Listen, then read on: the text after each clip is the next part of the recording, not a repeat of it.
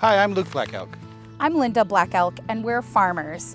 We've been thinking about all of the weeds that grow on our farm and how to control them. A lot of our colleagues use chemical and biological controls, but we really don't want to spray or release flea beetles. It's so expensive. So we're actually thinking about how we might be able to use a lot of those agricultural weeds as secondary crops.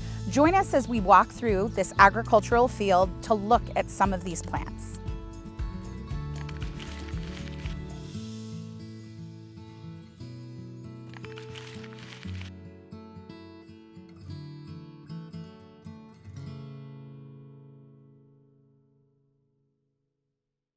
The plant we have here is very well known to a lot of people. It's Taraxacum officinale, also known as dandelion. In Dakota, we call it wakjazi. If you need help identifying this, you can tell by the toothy leaf here, very long, or by the very distinct yellow flower.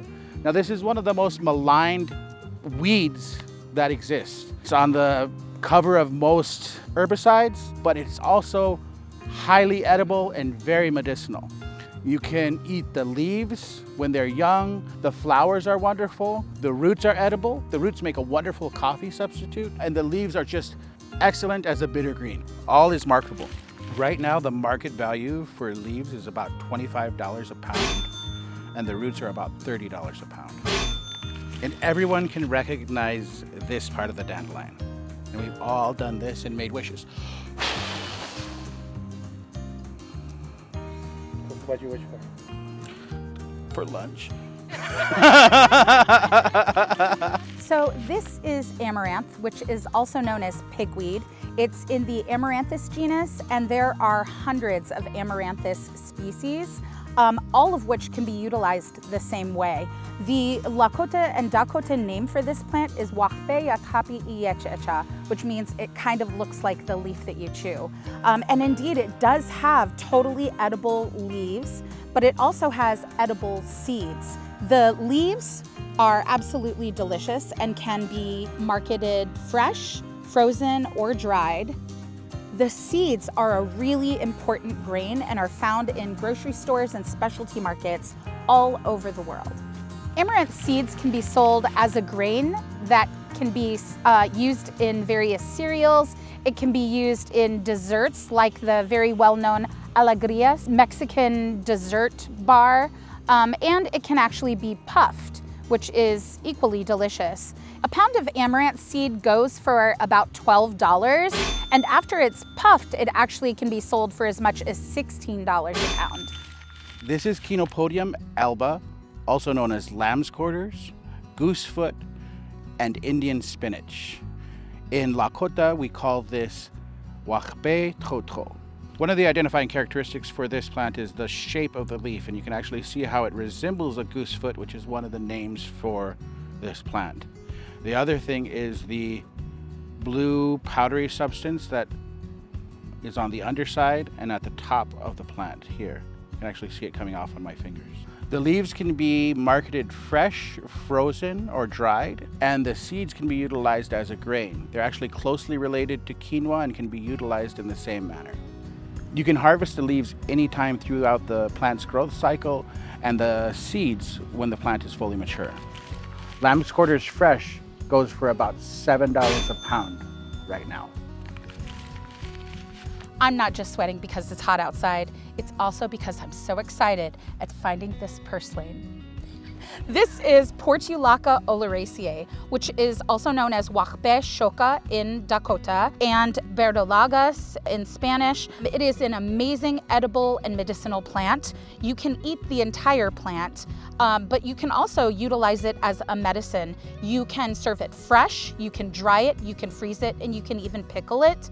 And it is marketed as an amazing medicine because it's high in omega-3 fatty acids. Also wonderful to incorporate into your daily diet just as a vegetable. It is best recognized by its teardrop-shaped, practically succulent, thick leaves and its reddish stems. Purslane is best harvested before it flowers. That's when it has the best flavor. But you can really harvest it at any time if it's for personal use, and it's absolutely delicious. Just a small bottle of purslane capsules goes for about $10. Fresh purslane can be marketed per pound at about $7 to $8. This plant here is Plantago major, also known as plantain, not to be confused with the banana-shaped thing that we get from the store.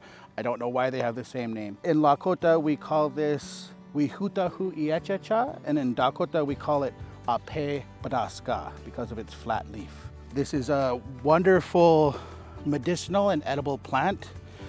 The leaves can be eaten or baked like a chip. You can take them and market them fresh or frozen. The seed stalks are a wonderful source of fiber, and you might actually know them better as something called psyllium husk, which is marketed as Metamucil. In Ojibwe, this plant is actually called Omakakibig, which means it resembles a frog, and you can kind of see that in the way the leaves lay against the ground. One of the things I like to do is take the leaf and actually break it, and you can see the long fiber hairs that come out, and that's one way for me to tell. Plantain leaves are sold for as much as $40 a pound dry, and the seeds go for about $18 a pound. So this is milkweed, and it's one of my most favorite edible weeds.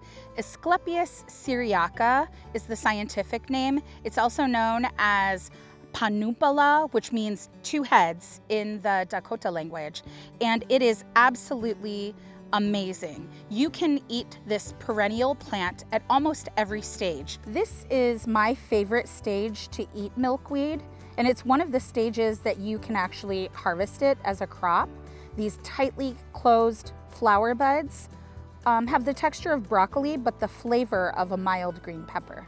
Later on, you can harvest the pink flower buds as long as you blanch and cook them, totally edible in any way. And it gets these beautiful ball-like flower clusters of pink flowers, and these are totally edible as well. So milkweed has large flat leaves, and it does indeed have a milky sap, and this pinkish or reddish midvein throughout the leaf. The underside of the leaf is velvety. It has tiny hairs that make it kind of velvety. And the leaves are arranged opposite of each other on the stem. So in pairs, opposite of each other. Now there's a common misconception that milkweed is poisonous to both humans and cattle. That's actually not true. Although this perennial native plant that's very important for pollinators needs to be cooked before consumption, it is absolutely edible and has been an important part of indigenous diets for millennia. So right now in 2025, a milkweed flower syrup can sell for as much as $40 for half a liter, and milkweed pod pickles are going for as much as $25 a pint. Oh hey, here we have Rumex crispus, which is also known as dock. This is an amazing edible and medicinal plant that has a lot of market potential. The leaves are edible whether they are fresh or dried or even blanched and then frozen. The seeds are also really important. Now you might notice later on in the harvest season, you'll have a lot of tall dock plants that turn a bright rusty red color. Those rusty red seeds are fantastic when ground into a flour. You can either market the seeds whole or pre-ground, and then people can use them to make all kinds of crackers and breads and things like that.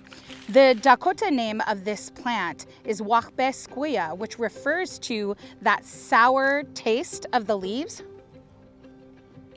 Delicious. Which is why a lot of people use them fresh in salads, and it can be marketed with other greens as a salad green. So dock has these large leaves that almost have the texture of cabbage. They're kind of waxy, and it has that, again, it's called curly dock because it has a curled edge So you can tell that, identify it using those characteristics.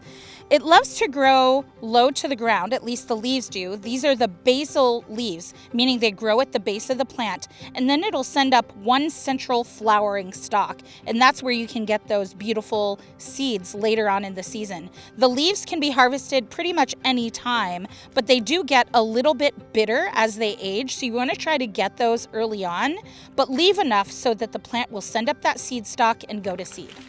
This was only a few plants found in one day in one field. And you probably have dozens more growing on your farm. Almost all of them have some sort of market potential, either as a food or a medicine. So instead of spraying with expensive chemicals or using expensive biological controls, you can actually harvest a lot of these as secondary crops. So we hope that you've really enjoyed this information. Thank you for watching.